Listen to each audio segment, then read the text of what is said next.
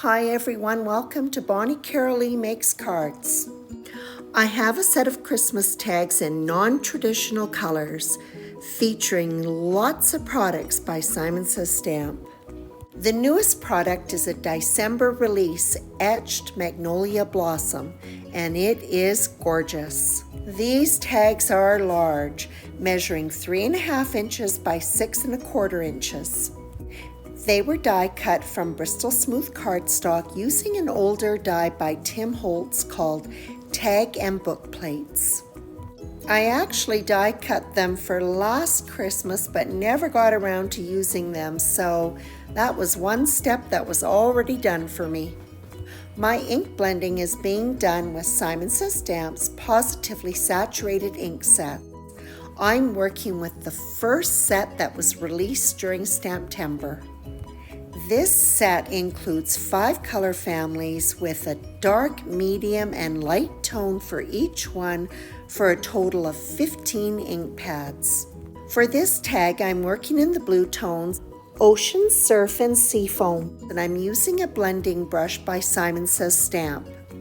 I have never ink blended with anything except Distress inks or Distress Oxide inks, so this is a totally new experience for me.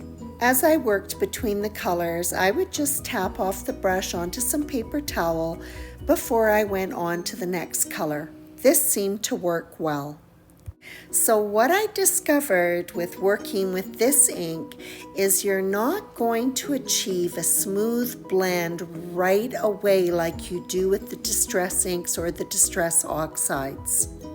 They actually need to dry, and as they dry, the color smooths out, losing that patchiness. I love this first ink set with its tropical looking colors. It certainly makes for some interesting Christmas tags. I have 8 tags, and once they're inked up, they go into the spatter box so that I can apply watered down gouache. I'm tapping on the spatter with a number 1 watercolor brush.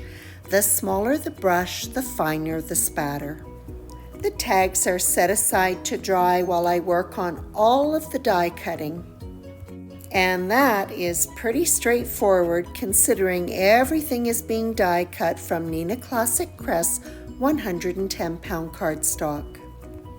The first thing that I'm going to do is to assemble all 8 of the magnolia flowers. I'm just going to take a couple of seconds to walk through the die set to help clarify how all these components go together. Let's start with the most obvious. This is the base of the flower and has beautiful embossed details. This die produces 2 die cuts. These will be used to create curled edges for 2 of the flower petals. One there and the other one with that petal. This next die also produces 2 die cuts. These will be used to create inside petals. The spiky looking die will form the stamens. And then the last die also produces 2 die cuts that are used to create a dimensional flower center. I want my magnolias to have lots of dimensions, so I'm going to be using foam squares and also foam strips. Foam strips by DIEcember are placed on the 2 die cuts that will form the curled edge of 2 of the petals. For the die cuts that will form the inside petals, I use foam squares, but I'm also going to add a touch of glue between the 2 petals. The center of the die cut where the glue is held down in position until that glue sets up. And it's good to go in a matter of seconds, and I go ahead and add the other pair of petals. The 2 inside petal die cuts are going to border an oval area of the magnolia where there is no embossing. That will leave room for the stamens and the flower center. I bend the stamens up and glue them directly into that area. I've placed a little strip of foam on the largest of the 2 center die cuts, and that goes on next. This larger center has two different sets of embossed details. The smaller center is positioned on the larger one where the details match each other. Yikes, I hope that makes sense. I'm using the craft pick to help those stamens stand up, and then all of the petals are going to be curled upward. I like to hear things more than once, so I'm assuming some of you will too, so I'm going to do a quick review. Dimensionals go on all of the die cuts with the exception of the stamens, the small flower center, and the main flower. The two die cuts that form the curled edge for the two petals are put in position. The center petals are positioned around the oval in the middle of the flower base.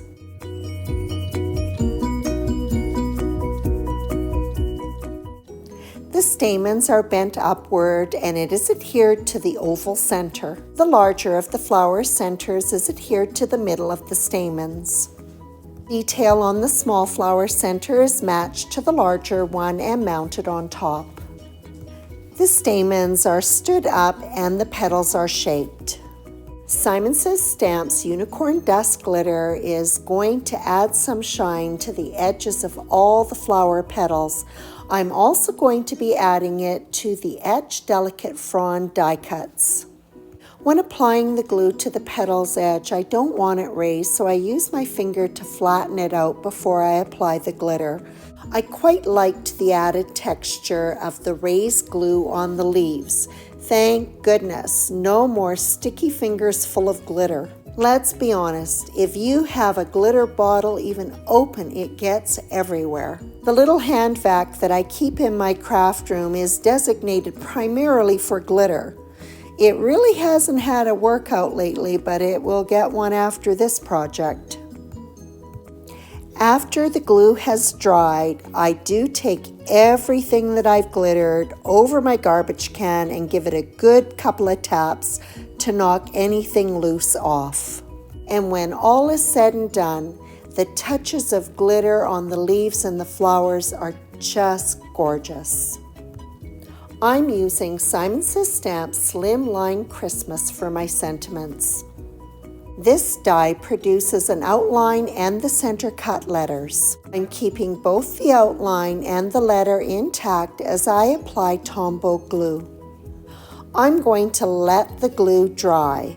When it is dry, it is tacky and repositionable. This will serve a couple of purposes. The obvious one is it will give me some flexibility to ensure that I get my sentiment on straight. But it also will keep the outline and the letters together as one unified sentiment.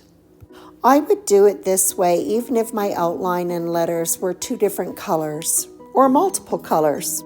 If the outline is adhered without the letters, it can become misshapen and then you can have a real mess.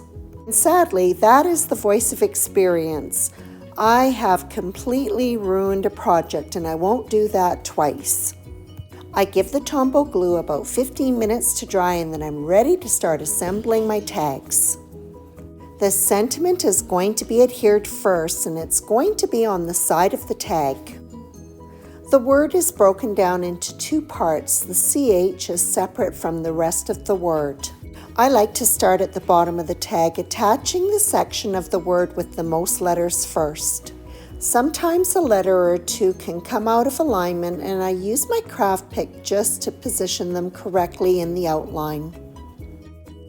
There were a couple of pieces on the sentiment that I didn't even bother to try keeping intact, and those were the inside outlines for the letters A and R. I just used a little bit of liquid glue and tacked those in afterwards. Next, I adhere a reinforcement. This is a die cut that was included in the die that was used to cut the tag. Two of the etched delicate fronds are adhered to each tag. The adhesive is applied just down the central stem. The two die cuts are slightly offset and angled away from each other. stems are topped off with the gorgeous etched magnolia blossom. A couple of gems were added to the flower petals, and that wraps up this project. I love the beautiful colors that are found in Simon Says Stamp's Positively Saturated inks. Top that up with some beautiful die cuts, etched magnolia blossom, etched delicate frond, and you have some unique Christmas tags. If you are interested in any of the products that I have used, they will be linked in the description of this YouTube video or on my blog at bonniecarolee.com. Thank you so much for joining me, and as always, I appreciate your visit.